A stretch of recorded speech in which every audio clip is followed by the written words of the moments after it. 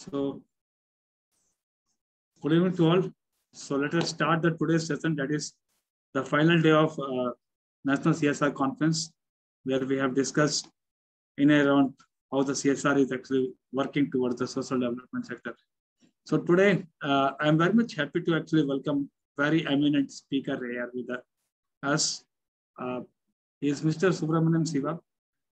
Sir is actually a senior retired government official from Ministry of Home Affairs, and he has received Indian Police Award and also President Police Award for his meritorious service to the nation.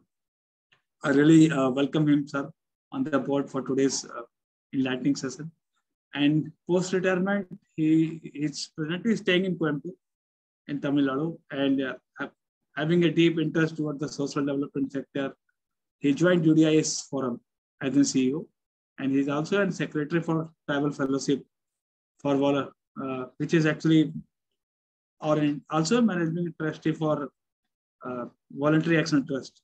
Both of these organizations are working in Tamil Nadu and in South India, of course, towards the development of these tribal people and, of course, the upliftment of these tribal peoples. So these organizations are working basically in the states of Tamil Nadu and Karnataka state. And sir is working, and sir, his team is also working towards that. Even sir's initiative and sir's organization is very well inclined and aligned with the university people and academic people also. And University Academia and Industry Academia Connect, that is how his initiative is working towards the development on same on the social development sector. I really welcome Subramaniam Siva sir for today's session. And today actually sir will be discussing about how exactly what are the challenges whenever we are talking about the CSR, or of course not only CSR, whenever we are talking about the funding to any of the social development organization. What are those challenges and what are those obstacles? So sir will be guiding us on that, how to meet out those, what can be the strategy or what can be the policy of the organizations to carry forward regarding the funding towards social development. So floor is yours, sir. You can start your presentation, and of course, the topic it is. So thank you from my end. I will be joining you once sir will actually end up his session. Then I will give you the insight about a sample of how to go for a journal writing, because some of the students and some of the professionals, they are going to submit a journal also towards to us for the CSR and in and across the CSR sector. They will be presenting that journal to us, and that journal will be going for the publication. So not taking much of the time, floor is yours, sir. You can start. Thank you. Thanks a lot, Mr. Pradeep and the Atmanirbhar Bharat team. As you explained, I have started an organization 27 years back, and that is now working in Tamil Nadu in three districts. But though we are an old organization, we are still a small organization only because we concentrate mostly on rural areas. We could not get much of the CSR fund. So my friend in the Avinashi Lingam Women's University, Mrs. Parvati from Assam, who has come here to Tamil Nadu, married a Tamil gentleman, and working as a professor. She is also probably involved in your Atmanirbhar Bharat program. So she only told us about this series of CSR lectures you are organizing. So I got the link, I joined, and I was present on some days. But most of the lectures given, they were all, to my view, they were all concentrating on the urban sectors, where the people, academia, and so many other things. Whereas people like us, I in fact represent the lakhs of grassroots level organizations which work in the rural areas. We stay with the people, we work there. So we have different type of challenges. Especially in getting funds for our activities. So in consultation with some of my friends also, I prepared some slides which I want to show so that the other audience here will also get an idea of what are the challenges we face in the rural area, the grassroots level organization, the rural areas. Shall I share it? My screen? Okay.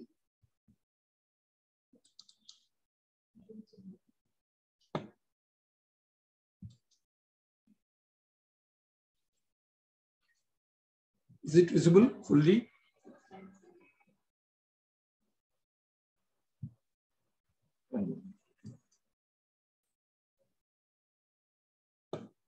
Is it visible? Yeah, it is visible to all. Okay. So basically, we are going to deal with the challenges and obstacles in accessing CSR fund for the social organizations. So before starting that, I would like to give a brief about the origin of NGOs and all. It will take only 5 minutes. So the others in the audience, among the audience, can also interact, because it should not be a monologue. It should be a dialogue. Whenever you have some doubts, you can ask questions. And see, I have put two things, social service and social work. So some of you can tell what's the difference between that. Is there a difference? What's the difference between that? I request students to actually come in and give an understanding on this, what you actually understand about the social work and what you understand about the social service. If any of the students can answer.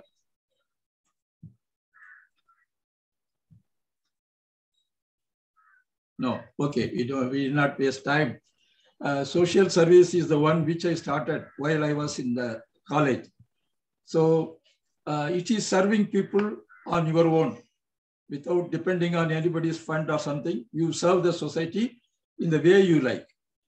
But when it comes to social work, it is sort of professionalism.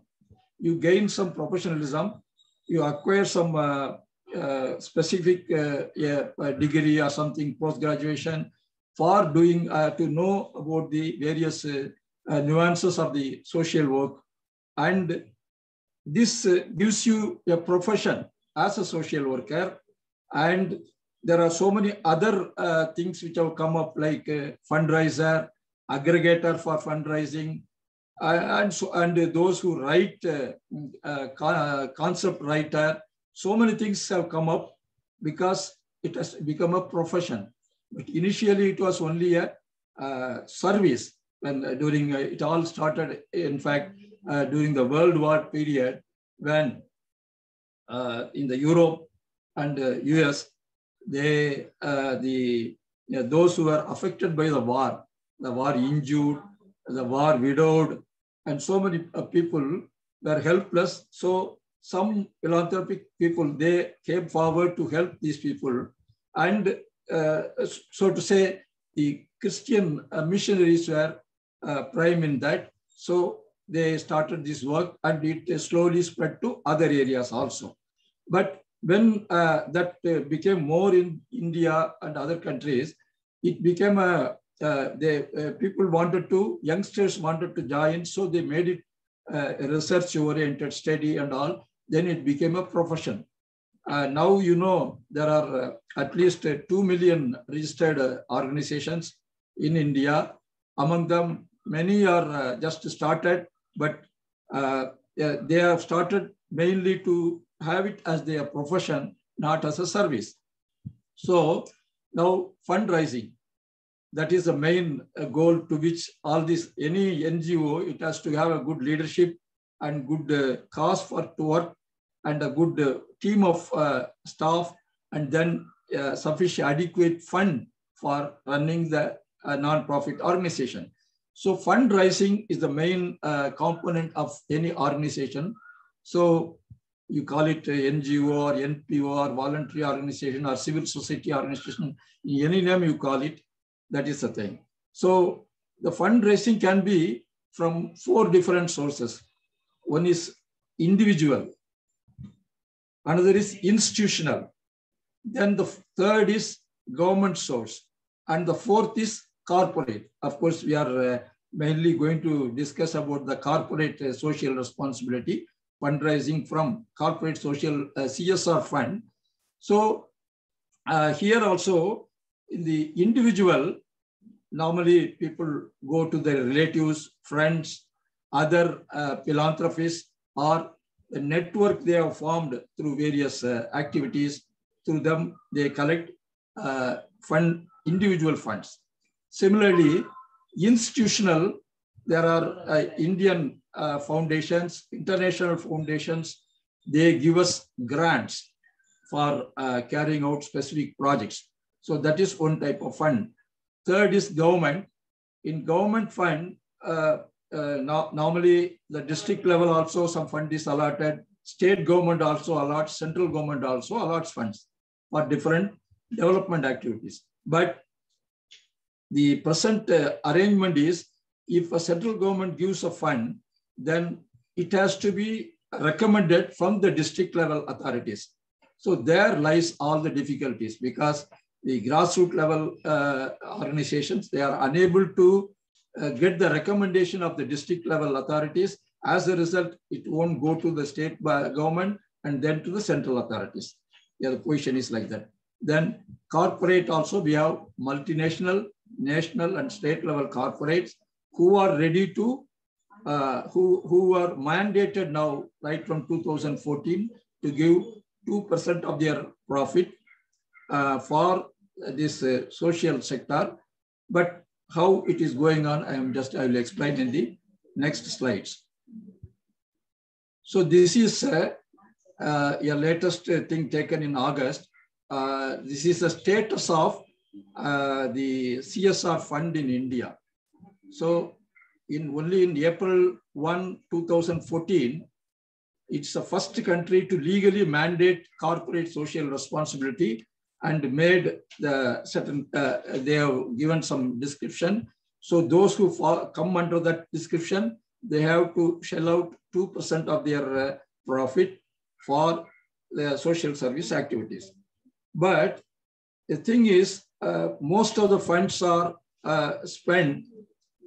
It is, of course, right from 2014, it is increasing year by year. And now it has reached 111% when compared to 2014.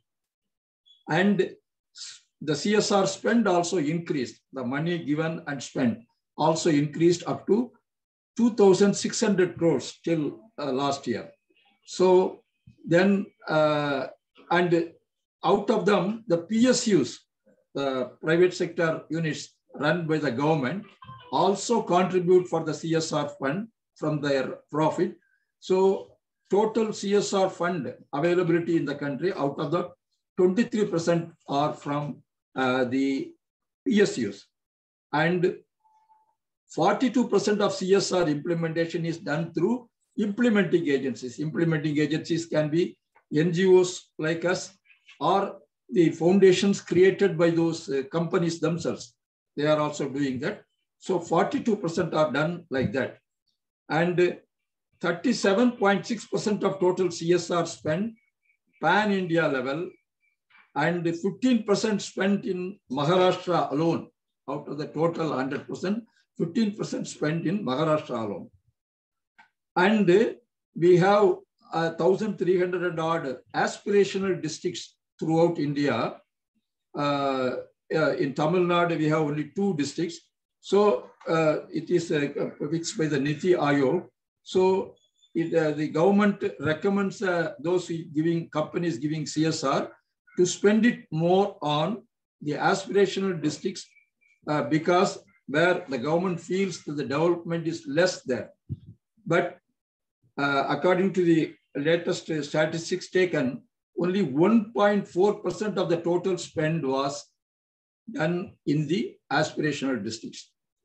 And only a few top sectors are receiving these funds like education, healthcare, and little bit of for rural development and all. There are so many other fields where the CSR amount is not being spent because the companies don't want that. And the top funders are oil, gas, coal, and petroleum companies. That is all mostly PSU. So this is the, again, what is the spend, top recipient, which section, which sectors received more, which areas received more, and who are the top funding companies, who are the top funding industries. All these things are given. So you can see total CSR so far between 2014 to 2020, 92,605 crores have been spent. Out of that, initially it was 10,066. Now it was gone up to 21,227 crores in 2019-20. And the top recipients, again, you see, education 27,942, healthcare 16,660, rural development projects 9,861 and all. There are many other fields. I will show you in the next slide. So many other fields are there, but 30% on education, 80% on healthcare, 11% on rural development, 7% on environmental sustainability. Then we have a small percentage, 5% for poverty, eradicating hunger, malnutrition, etc. So many other things like women empowerment, special education, socio-economic inequalities, senior citizen welfare, agroforestry, all these things are not being given adequate attention by the companies who spend for their CSR, from their CSR. So now what are the challenges we face? I have just added one by one. So major section of NPOs are grassroots NPOs. They are the change makers at micro level. And they are having, someone quoted like this, they are having vision of an eagle and mission of an earthworm. So they go to the minutest part and they work with the at the ground level, but they work like an earthworm only because they don't get much support. Currently, big NPOs functioning like, the big NPOs are functioning like corporate. There are so many big NPOs handling crores of rupees and they function like corporate. They are taking maximum share of CSR fund. And it is easy for the corporate also to deal with them. So the funds are routed to them only. These organizations concentrate mostly on already developed urban and semi-urban areas. And very few CSR projects are there in rural areas.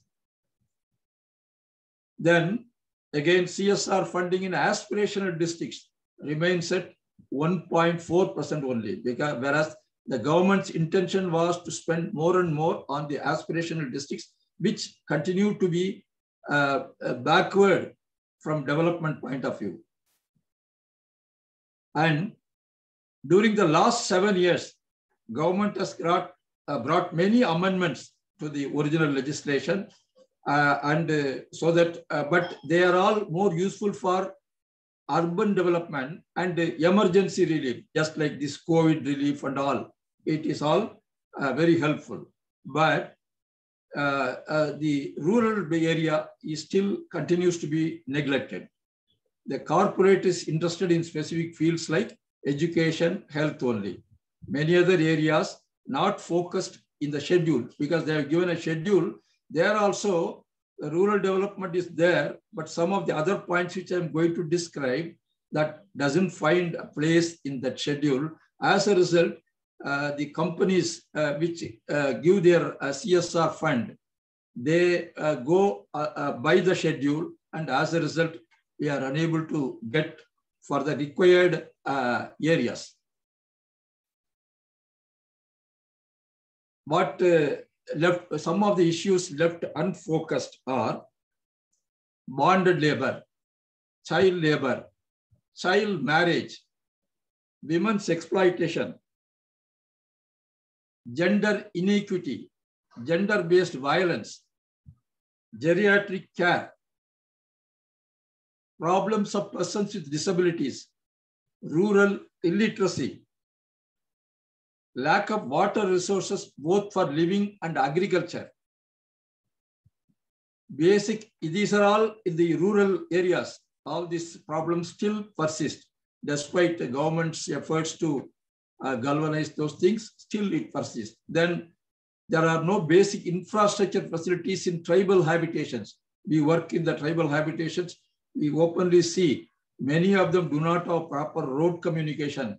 There is no mobile communication, and they live within whatever they get from there. And the education is very poor. Only one teacher schools are functioning in most of the tribal hamlets. So something, if government should do something, if they are not able to do because of certain other reasons, at least the CSR fund which is available should be focusing on these issues. And only the grassroots level NPOs are focusing on such issues, but they are deprived of much fund for these activities. CSR fund has to ensure that an inclusive growth of the society along with the growth of the company, both should be there, because any CSR fund is given keeping in mind the growth of the company, its business also. So while considering about the growth of the company, they should ensure an inclusive growth of the society. That means both the urban and rural areas, both the disabled and healthy people, all should be equally grow. They should also ensure the quality of life of the workforce and their families, their own workforce and families, as well as the community and society at large. So some of the suggestions we have is grassroots NPOs should be the focal point while framing the objectives for CSR activities. This the government should take some steps keeping in mind the grassroots NPOs' existence and their closeness to the ground, and through them what development can be done in the much needed rural and hill areas. Then there should be a bottom line approach, that is triple bottom line approach. It should not be a top to bottom approach. It is from bottom to top approach. One is economic requirements, based on economic requirements. Second is based on environmental requirement. And third is based on social requirements. So on the economic front, what can be done? Employment and skill-based initiatives involving the first generation degree holders from social and economically deprived families. In the rural areas, you will find so many number of youth, unemployed youth, with much difficulty, with the poor education scenario available there. They are able to become graduate, first generation degree holders in their family. But once they become that, they don't have any viable job opportunities. So they should be given proper skill initiative, skill training, and coupled with employment so that the entire area grows socially and economically. Similarly, eco-friendly entrepreneur community network with unemployed youth from landless and deprived families. Many in the rural areas are not landholders. They are landless kisans working in others' fields. So these youth, they continue to be as landless, as workers in the field farms, but if they are trained on eco-friendly cultivation methods and entrepreneurship, like farmers groups now being formed. So such things should be encouraged more. Then in the health sector, quality and low-cost medical assistance should be available for all decisions. especially to the economically deprived community. I remember during the heydays in the Janata Party government, when Mr. Raj Narayan was the health minister, he proposed a scheme of barefoot doctors. So rural youth are trained on basic medicines, and so they are employed on a small salary, and their main aim work will be to go to house after house in every village, see anybody is sick or not having good health, then whatever they can do at the local level, at the village level, they did. Otherwise, if it is a major disease, they refer them to the hospitals nearby, bigger hospitals and all. Such things should we have ASHA workers, health workers and all, but their role is not adequate to cover all the all type of medical assistance. And again, third is promotion of organic farming, because organic farming is recommended by various sectors as a very good thing, because to avoid the chemical fertilizer and pesticides. So organic farming should be promoted in all areas. And those youth, now we read in so many places. Yesterday also, I attended one webinar where one lady who was an engineering graduate, computer engineering graduate, she worked in a very big company, IT company. She left the job and came back to her village, took some few acres of land on rent and started doing organic farming, because of which the other farmers in the area also, who were believing that organic farming is very costly, it won't give much result.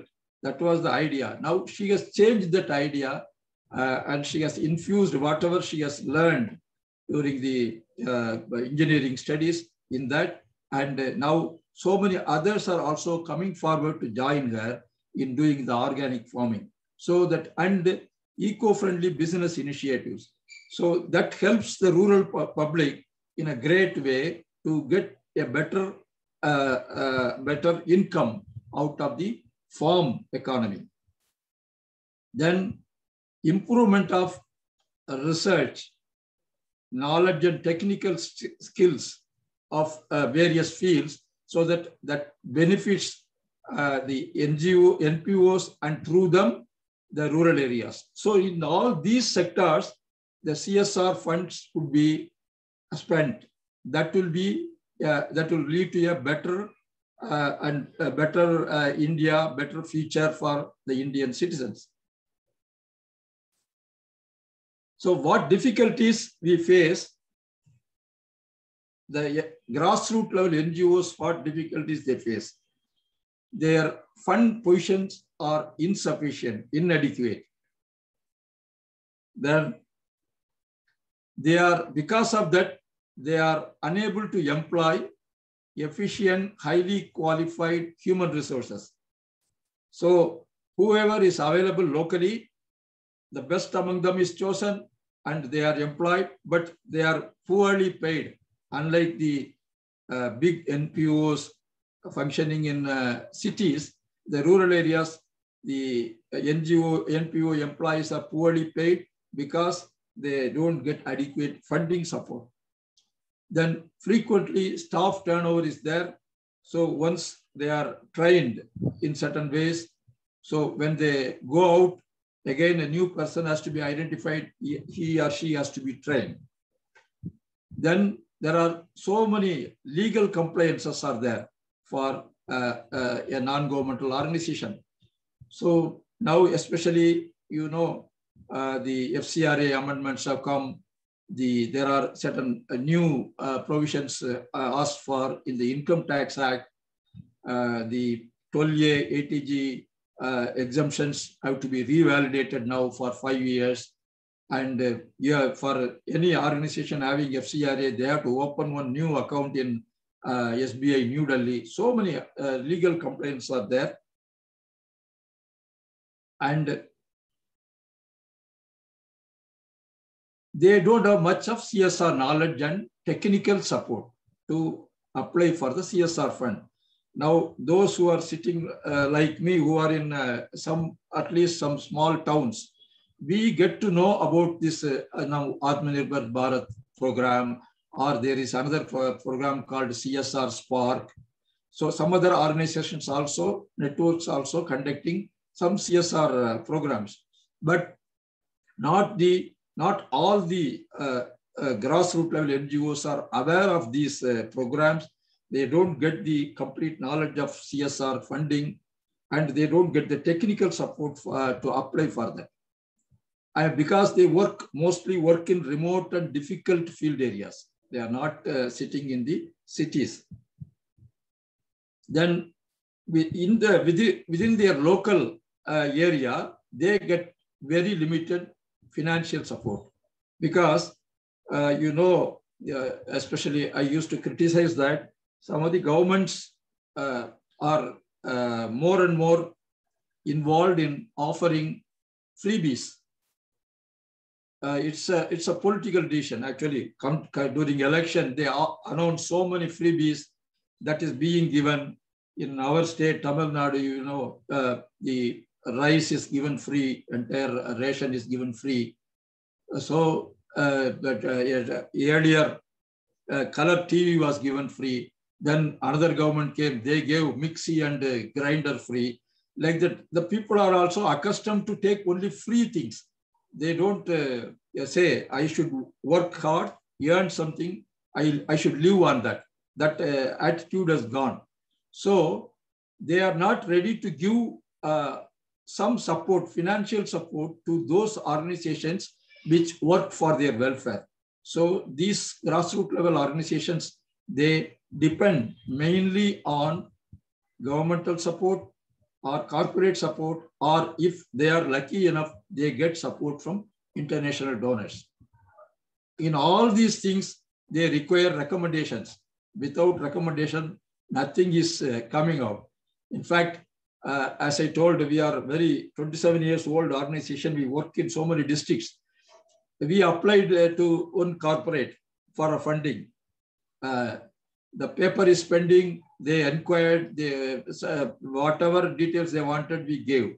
It is pending for the last 8 months. No result has come.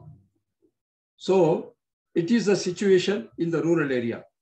Then government officials, as I said, if I have to get a central government program, it should first get recommended by the district level officials. They have their own coterie. Within that, those NGOs who are very close to them, only their cases they recommend, not to all. And even if we give our project proposal for forwarding to the state government and central government, they unnecessarily delay asking so many questions. So that is the indifferent attitude of the government officials. Then most of the grassroots level NGO leaders working in the field and the staff working in the field have their own language barrier. They can talk the local language, the regional language, but not English. They are poor in English communication. That also bars them from approaching different agencies and other. They are dependent on others to seek their help. So now I have completed my thing with a question on what can be done to redress all these things. So some of the ideas which came to me, I am just listing down. Others can also add to it with their own ideas. One is you are organizing a very good training for how to apply for CSR and so many other things. So similar training will be of great help to improve the CSR knowledge of the grassroots NPOs. But as I said, because of my friend Parvati told me about this, I came to know. It should be widely publicized. So when I got it, I have circulated to many.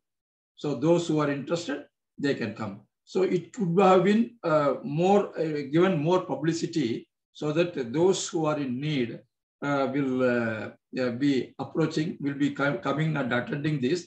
So now I have come into contact with your group. So in future, as and when you can conduct a similar training, you can always inform us. I have a wide network of NGOs to all of whom I can pass on that message. Then, as I earlier said, the government, central government could further amend CSR Act, giving focus on implementation through grassroots NPOs and focus in rural areas. That will be of a lot of help to us. Then the corporate should also have a change of focus, encompassing resolution of most of the societal issues using CSR fund, because they are now focusing only on a few sectors. They should go for more sectors. Grassroots NPOs should form a strong network for mutual sharing of knowledge and opportunities. This also, as I said, only when a strong network is there, I can pass on this information about this webinar and all. And usually what I am not basically, as you first said, I'm not basically a development sector man. I have worked in government. I have come to development sector. I have seen both the sectors. Here, there is lack of cooperation is there in the development sector. They don't want to reveal who is funding them. They don't want to, because they feel that if I reveal that, the others will go, they will put a better proposal and take away the money from the donor, leaving me aside. So that sort of attitude should not be there. Of course, previously, there was system of creating a network, and the network leader used to get grants. Of course, it is a foreign grants they used to get, and then the smaller organizations used to get from the network leader. That way it was going. But the last amendment in September 2019 made by the central government stopped that because they felt that some misuse is going on. So they stopped that. Now, as a result, the grassroots level NGOs who are getting some sort of support from the network leader, they are unable to get now. So at least in the CSR sector, that has not been stopped by the government, so they can think of that. Then in everything, we insist that community involvement and monitoring should be there. For any project, we always involve the community where we work in the planning stage, as well as in the implementing stage, and lastly in the monitoring stage also. So the CSR funded projects also could be done in the similar way. The companies which give CSR fund can insist on social auditing or a community involvement and monitoring for all the projects funded by them. Then the government procedures should be more easier, enabling grassroots NPOs getting government funds for rural development programs. As I said, it is not very easy to get it recommended from the district level onwards. So it should be central government, if they have funds. I know that because I am involved in tribal development work also. Lot of funds allotted by the tribal welfare department that is returned by the state government unutilized. So instead of that, if the central government has a mechanism to directly assess the capability of the NGO, a grassroots level NGO, and transfer fund directly to them, then it will be easier for them to do the work. So these are some of the points I have made. So others, I welcome others to come up with their own suggestions so that it can be a full-fledged report which Mr. Pradeep can possibly produce to the government and give his recommendations. Thank you, sir.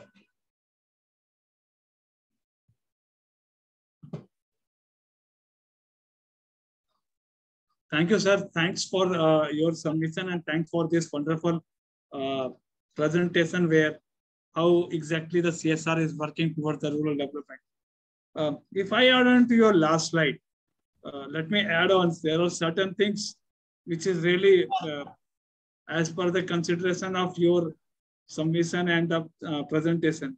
See, usually what is happening here is, if you please close your presentation so that will be fine, I think. Last one? No, of course, the last one. It's not required. I can. Not at all required. You can close your presentation. Okay, sure. 1 minute. So that we can discuss around. Some of my professional friends are also there in the meet. So we even can give the deliberation on that. Once we go for a CSR funding or any of the government funding, usually in the CSR sector, the eligibility criteria is very high. It's huge actually. All the corporates, what they are doing is they are looking for especially economical people, I feel. They are actually saying that they are working for social development sector. They are working for the needy people and the beneficiaries are the needy. But for the organizations, this eligibility criteria is very much high. And because of this reason, various organizations, I must say 90% of the social development organizations are not at all eligible. If you take the case of SBI Foundation or you take the case of any of the foundation, of course, Reliance Foundation or Swadesh Foundation, or if you go with any other foundation across India, either they are asking for 5 crores or 10 crores of turnover. And our social organizations are not with these particular fundings. It's not at all.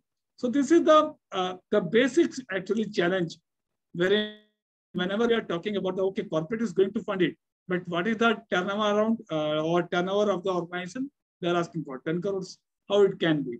So this needs to be actually addressed. Once you are telling that you are going for a social development jargon or social development activities, so this limitations on the eligibility criteria needs to be actually decreased, or at least it should go with the eligibility criteria of the organizations, how they are working for. The eligibility criteria should not be only the economical one. It should be the activity based too, how the organizations are working. Secondly, the way you presented that, okay, in the Tamil Nadu, there are only 2 districts which are working for aspirational district. All the CSR funding is being because DM is having a power. Okay, and whenever the DM is having a power, he is actually consuming or absorbing that particular CSR fund toward that aspirational district. So likewise, if we have 112 districts, why cannot it be increased to many more? All the districts can be, if you are asking that, okay, we are only going to give the fund to aspirational districts, let us try to go for actually increase the number of districts towards all the states. At least the ratio should be there with the number of population or the area of that particular state. In Tamil Nadu, if you have 2 districts, and if others, Assam also you have 2 districts, and if you compare the area of the Assam and the Tamil Nadu, how actually it is relatable. It is not at all relatable. So this needs to be think for. Then, of course, more focus is to be given on that rural areas will get the funding. Because whenever we talk about social development and upliftment of the individual or the organizations, this is primarily because these organizations are working on that grassroots level. So it's not that urban area is to be actually sidelined. They are already getting it. They are working on it. They are already getting it. But rural area, what about them? They are not at all actually. Aspirational districts are getting it. I somehow actually can see, even my presentations, my journal write-ups also, you can very well go through. Sector-based learning, of course, whenever we talk about the sector-based funding, here the limitation of this thing, we are going only with the education or we are going with the only for the health. What is to be done here in the CSR funding? we need to actually limit the minimum CSR distribution for each of the sectors. At least for all the sectors, we are somewhere around 17 major fields and 72 for somewhere it is coming to somewhere 68 to 69 fields are coming under CSR. Yeah. The distribution of CSR funding should be there for each of the sectors. Minimum this much, maximum this much shall be given to each of the sector. Yeah. If this is there, then organizations can actually, those who are working for LGBT or those who are working for mental health or those who are working for environment, they can work on, because then they can get the funding. You narrated the point of skill development and that to first generation. Here, whenever I am talking to or whenever I am pitching, see, nowadays we are saying that, okay, AI is going to come, robotic is going to come, drone is going to come, and our people will lose on the jobs.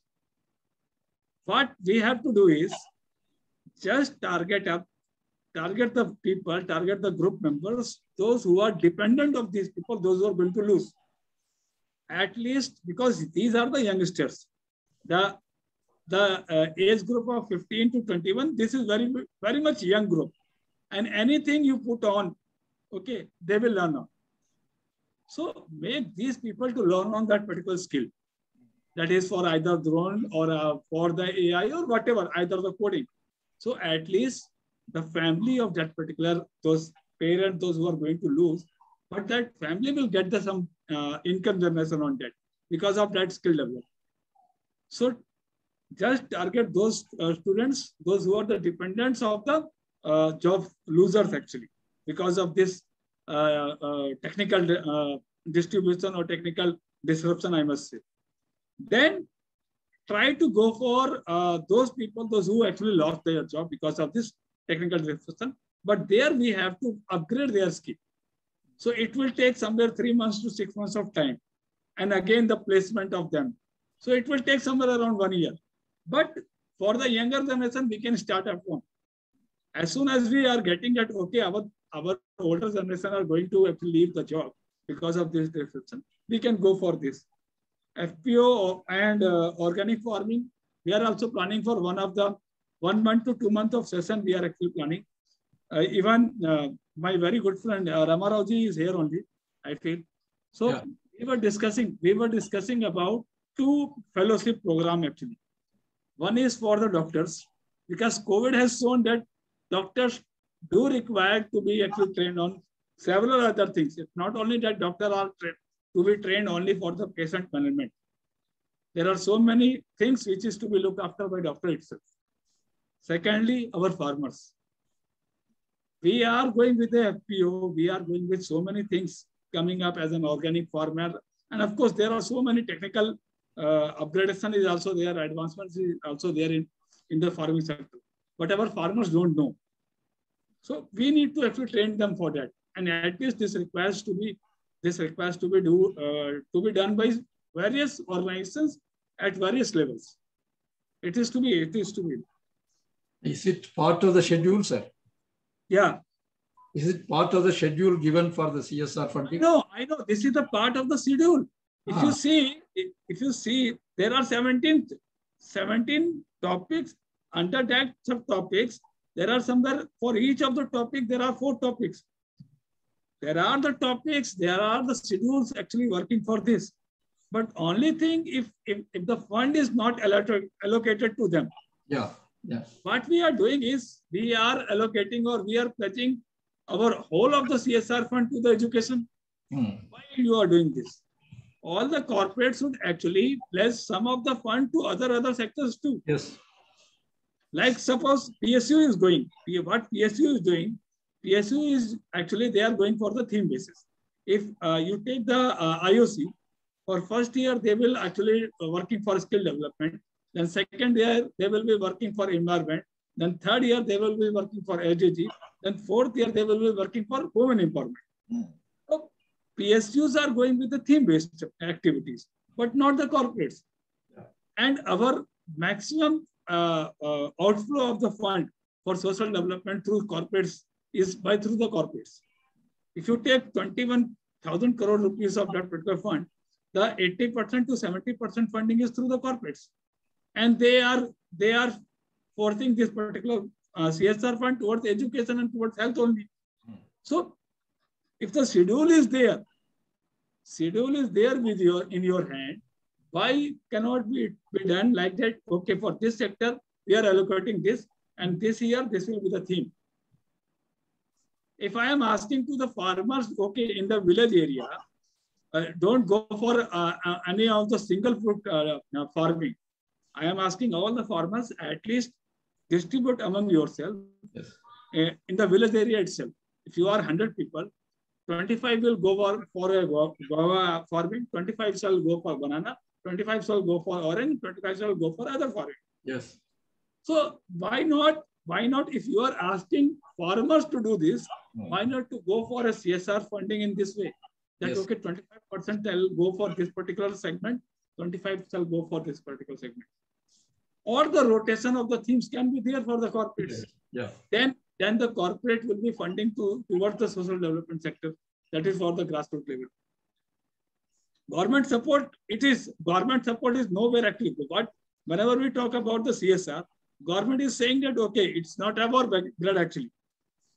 We are looking for other things which are coming under the programs, which are coming under the government schemes. So the flow is from the district level to the block level to the state and then to the government of India. But one thing I need to actually mention here for all those organizations and professionals, those who are present here, each of the year, the innovation officer is there. He is deputed in each of the blocks in each of the districts. And he or she or that particular organization department is getting 1 lakh of fund for 1 year. And that is been actually not at all utilized. So whenever you are working for social development or you in your districts or blocks, try to actually catch up this innovation officer. At least because of him, because of that 1 lakh rupees, which again and again they are actually giving it back to the government, that can be utilized for any of the things, either for the river diversification or for any of the development activity which can be done in rural area. So government programs, if it is there, try to go with that, but try to catch up innovation officer in your area. Is there a list of such officers, sir? Where can I find that list? See, in state government officials website, some of states are reflecting the names, numbers, and everything. It totally depends upon the ministry of that particular state. If you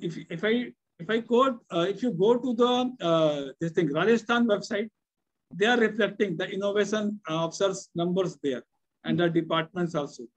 But it totally depends upon the state to state how they are going for it. But nowadays, each of the state ministries are going with reflecting the numbers and email IDs of each and every organization. They are posted state level, at the state level. At state, no. Innovation officer is posted in district level and block level, both. Okay, we will find out, sir. We will find out. So that particular department is having 1 lakh of rupees for 1 year, and they can utilize for any of the innovation around the villages. But it's been again and again, it's going back without utilization. Okay.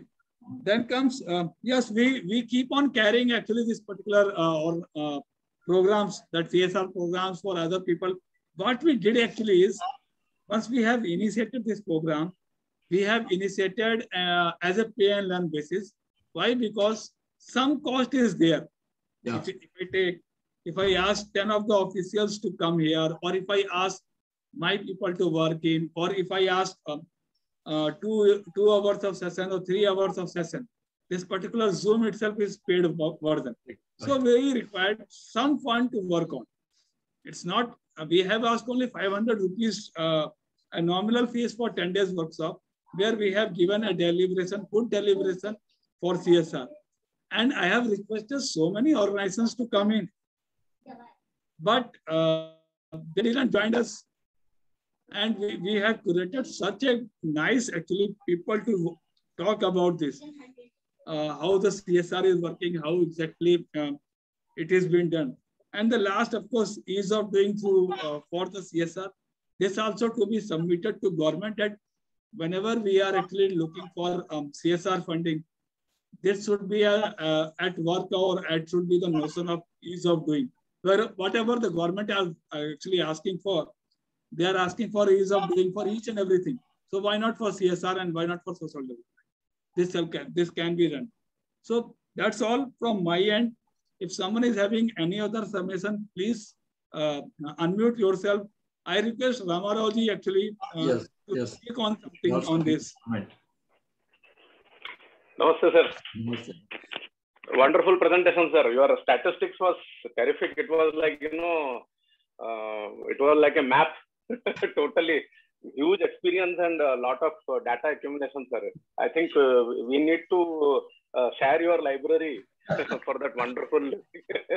Really, sir. Every figure that you was telling, suddenly one thing comes to our mind. We do not have a common data pool about social services that we render in our country. And to be very, very frank, there is a lot of duplication.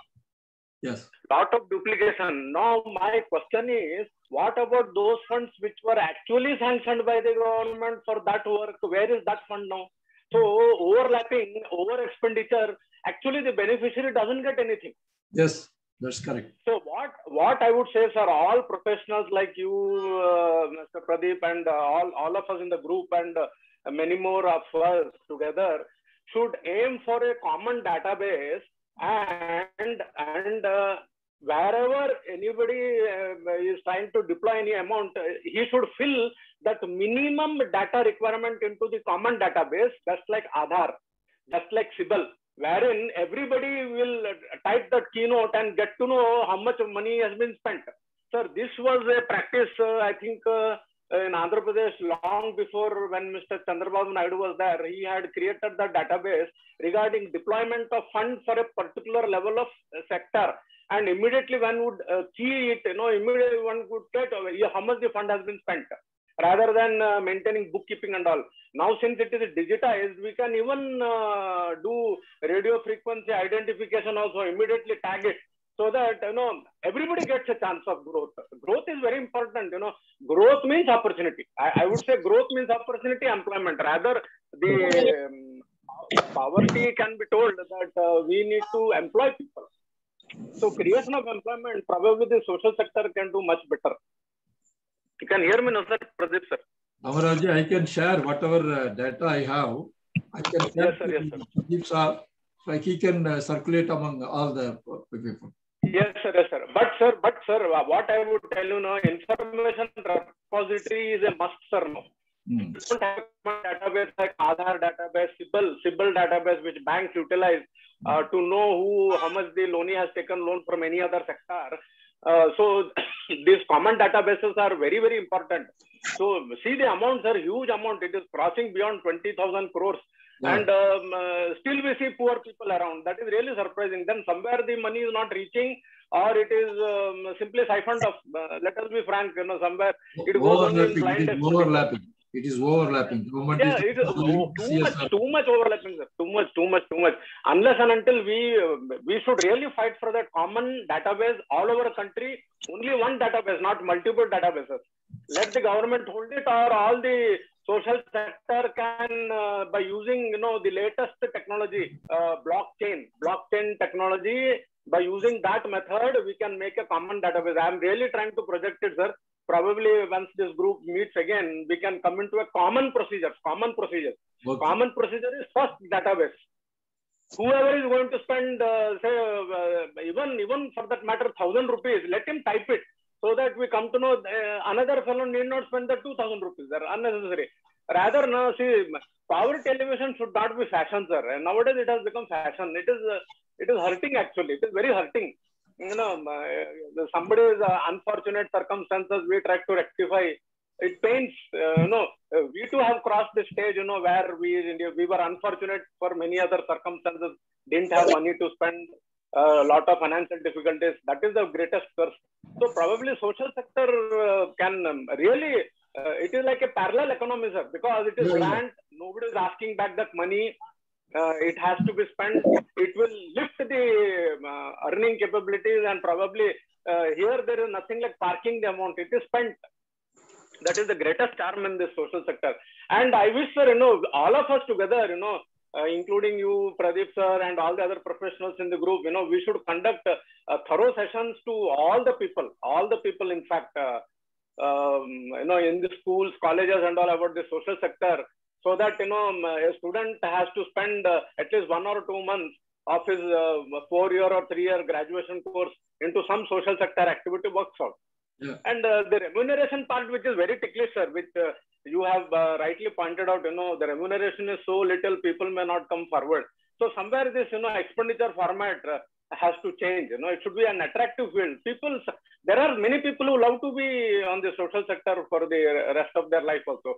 They love to work in rural areas. So if that is made a sort of a good career option, and we can really fight for better salaries, I don't say over attractive salaries, maybe moderate salaries enough. People can, for the rest of their life, maybe people above 40, 45 can devote their valuable time and experience and wisdom into the social sector. It works out very well.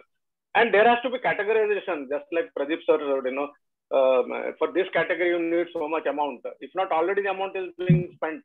So that can be avoided. So lot many things can be classified, sir, in fact, so that a proper barometer can be created and implementation becomes very, very easy, in fact. Just like ease of doing business, social sector also should become easy. Money is there, sir, a lot of money is there. And this partiality factor also should be removed, in fact.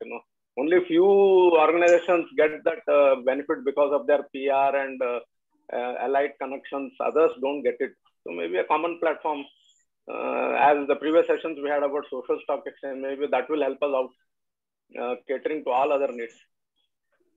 Anyway, sir, wonderful statistical presentation, sir. It was great, very informative, in fact.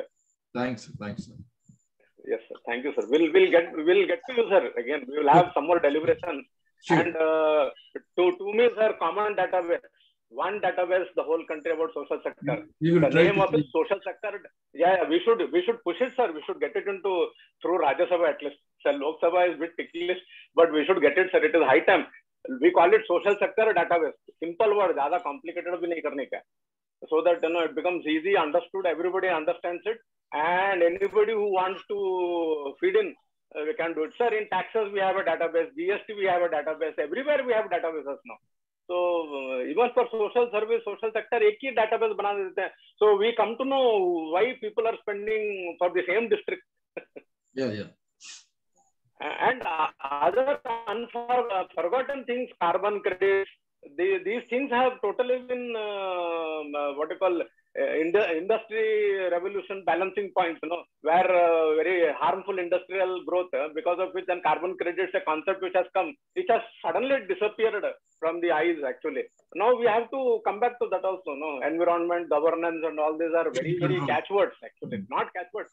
Sustainability is very, very important, sir. It is something like Albert Einstein. What we burn has to be equated here, but that is highly impossible. What is burnt is highly damageable. Recovering is very difficult. So nature's balance is important. Or else, we get into a really catch-22 position. What we have left for the younger generation, hardly anything, destructive by nature only. So, in fact, sir, I would also insist, if possible, try to correct me. Every business sector should have a social perspective, compulsory. If one is going to start even a kirana shop, he should have a social perspective. Yes. Why only CSR, sir? As if only when you earn more, you spend. Sir, even normal human beings, what is left over the previous day, they either give it to somebody. Social, giving is a natural feature in Indian. So every business entity which is incorporated should have a social motive at least 10 to 15%. So it is very difficult. They give more to religious places than to. Sir, but giving, resolving hunger, clothing and housing for a needy person itself is more than a religious activity. It is more than a religious activity. It is a thankless. You can literally see tears in the eyes. Because I work with. You will get here also. Same punya, you will get here also. Correct. Same punya will get, sir. Perfectly said. I mean, that has to be equated. And we should catch the younger generation also, sir. We should push it as a syllabus now. Social service. We remember, sir, in our days, we were having moral science class. That is not at all there now. Yeah. So, like that, we should have, community services, one class on community services. Maybe all of us should go there and deliver one piece of talk and literally show them what poverty is. That factor is very important. Nowadays generation is quite comfortable, rather you can say, but the reality doesn't hit them. So they haven't done upvasas and all, so they really do not know what is fasting or hunger. Shastriji asked, Huzur Shastriji asked to observe upvasa on Friday evenings. It is good, sir. It is really good, actually. It is really good. And this wastage, how to control wastage. It is all, the basic points of CSR, I would say. Rather, community services start from the house itself. We should do, sir. We should have a syllabus created, community services into all the curriculum. Just like, basic laws for all the citizens, so that they know what their rights are and duties are. So on the same scale, if you spread it, probably the social sector will become, an attractive proposition for some people who really want to work. It is very useful, sir, very useful. And your statistics is great, sir, really. One day we should have one more deliberation with you so that, we can put in something and formulate a brochure, We can create one more directive principles, guidance, a set of practical things that can be done by seeing the previous experiences, good and bad, duplication, repetition of funds. And as you were asking Mr. Pradeep about that innovative officer, in fact, I met the environmental officers. The health officer post is removed in some states. They have replaced it with environmental officer. I have met those ladies also. So they are no more health. They are environmental now. So like that, parallel we only can create. Say all social sectors can adopt some villages together. Hundreds of villages are there. We should classify the revenue, talukas, villages, district level. Below that only we should go. Nothing. We should never touch big towns. So it was a great session, sir. All these days we had a lot of learning and wonderful. Every day we had something to learn and get realistic information, which we can expand our own activities. Thank you, Pradeep, sir. Thank you, Subramanian. Thanks. Thanks, Ramarao. Thank you. Now I request, if anyone is having any queries, please unmute yourself and speak. Or any suggestion? Sir, Pradeep, sir, I have one suggestion, sir. Very strong suggestion. You should note it. Please. Exclusive session on rural development, sir. Exclusive session. हम district से ऊपर नहीं जाना, district से नीचे ही रहना चाहिए. Right from infrastructure of rural, absolute मतलब absolute. किस ढंग से below district, talukas, in Karnataka they call it hoblis, village से उल्टा but district से नीचे. जैसे कि टायर 2, टायर 3 उसको एकदम हार्ड फैक्ट हम एक तो फार्मूला ही बना के रख देते हैं सर. ये फार्मूला ले जाना, उसके मुताबिक ही जाना. ऐसा noted, sir, noted. Your point is noted. Rural development मतलब A to Z. Okay. Thanks to all. Let me present how we have started, what was we have discussed up to now in these 10 days. I'm really thankful for all the speakers, those who joined us. I think Rita madam would like to convey something. Please, madam. Pradeep ji, I am very happy that I joined your national conference, and I got to learn on each day something or the other. And today's session was one of the best sessions. Thank you, Mr. Siva. Plus, you also gave an insight to all of us regarding how these district level, state level, and central level, how how they function and all that. I mean, so much of knowledge and information which we could not have done even during our certification of CSR from ICSI. So thanks a lot, and I would also like to get involved, in whatever sessions you come up with. Thank you so much.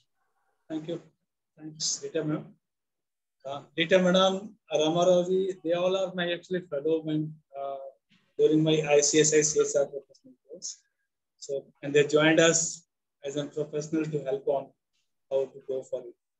Let me share what we have done. Is my screen is visible? Yes. Yes. Yes, sir.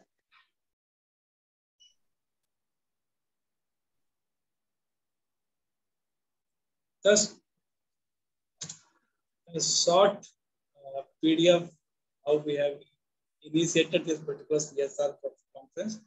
We have started with our chief guest, Professor B.S. Satyanarayan. He joined us. He is a founder, Vice Chancellor of University in Odisha. And he narrated how really SDG is working, industrial academia relation is working towards the CSR. And how industries are helping or cooperating towards CSR funding and all. Post that, we have an eminent speaker, Arpita Srivastava. She is working for Workout Foundation and working towards how CSR funding, how to tap the CSR funding for the non-profit organizations. And very recently, she won Best Speaker Award in International Grammar Project, in which she was actually busy in for last 10 days. That is why she joined us only for the 1 day. Post that, Subramaniam Sivasar was today's speaker. That is for the closing day. And moving ahead, Ratna Sharma, she joined us. She narrated how CSR funding is, if at all not there with you, how you can go for crowdfunding and what can be the best practices for crowdfunding. She narrated very nicely on that.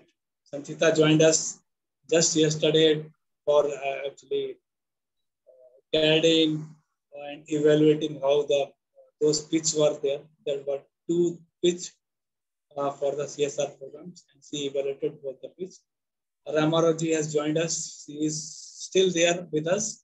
She is a core team member of our Atma Bharat too, and he has narrated, of course, regarding the social stock exchange. How social stock exchange is a new mode to go for a funding. And then Dr. Sweta Bapat has joined us. She is the president for Business Ethics Foundation, and she has evaluated and narrated how the impact assessment is working, what can be the social indicators for those impact assessment. I, being the curator, founder of Atma Bharat, I am there for you for more and more sessions for social development. And of course, how Ramaraji has said that we are going ahead for district level programs too in coming days.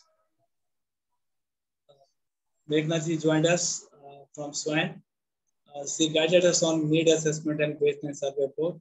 And our viewers have were very much interested to go how to go for a baseline survey. The way she narrated and the need assessment too. It was amazing to actually hear her.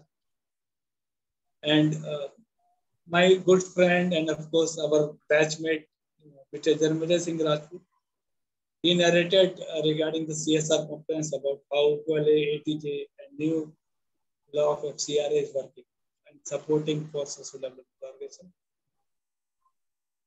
I think Sivaniji is left out. Okay, Dr. Sivaniji, she is a professor and director in Department of Social Work at Capital University, and she joined us as a speaker for need assessment for the CSR projects, which she is working on. She has actually put on the research work too for that. Moving on to all our learning partners, Vinita, Vinayji, Amna joined in one of the 2 of those sessions. Mani Madam, Pratna, Divya joined us, Bengaji too joined us, and Shreya. Thanks for you. And thanks to all my partner members, that is CSR Foundation, UNACCC, ADG Warrior, SWAN. Prithak Foundation, Pratna, Navya, Voice It Out, and GSRA. And last not least, Atmanirbhar Bharat and Vocational Learning. And our organization is actually because of these 6 collaborators, that is R2B, Prakrimka, Mindcubes, SAT Digital, Hasna, and Impulsive. We as a 6 organizations working towards this Atmanirbhar Bharat team. And thank you to all for being with us, patiently listening us. I keep on sharing our next initiatives to you all. Thank you to all. And I'm closing this session for the day. One more presentation is left out. That is for, just I will take 5 more minutes. Because our students and some of the professors, they are submitting journals towards CSR proposal. So here I am presenting only a sample model, how to write a journal. The journal starts with a topic, who all are the writers. If one writer is there, then one, otherwise 2. Then the abstracts comes, and after the abstracts, keywords is important to go on. Then the introduction of the exact story line for which you are writing for this chapter. What can be the literature review? At least 2 to 3 literature reviews required whenever you are writing a chapter. 15 to 20 liners shall be there for a literature review for each of the review. Then what can be the research methodologies for you once you are going for a journal writing? Journal writing, because you are writing because you have done some research work, either the primary or the secondary, but that needs to be mentioned here. What was the objective, what was the sample period, and what was the sample you have taken, how you went for data collection and data source, and then the definition of events, how it is turning around during the research work. What can be the models by which you are coming up. Some formulas you are using, please put on those formulas, and estimation, projections 2, and procedure 2. Moving on to hypothesis, if it all is there. Usually how I do this hypothesis, I always go with picture and then the hypothesis. What can be the limitations of the study? What was data analysis you can present during your research work? This is of course a huge one, but I'm just giving a sample of idea. Pictograph and the biograph, this is very much helpful. Totally depends upon you how you are choosing or presenting this segmentation. Some people are choosing pie charts, are using bar graphs. So it totally depends upon you how you are going to present your presentations. And then the conclusion, 10-liner conclusions and the references. The references is of course for the literature review which you have taken for during the journal writing. So this is a short sampling of how to go for a journal writing. Thank you to all those who will be presenting their journal presentations for us. We are going with, the talks are there with 2 of the officials from journal writing.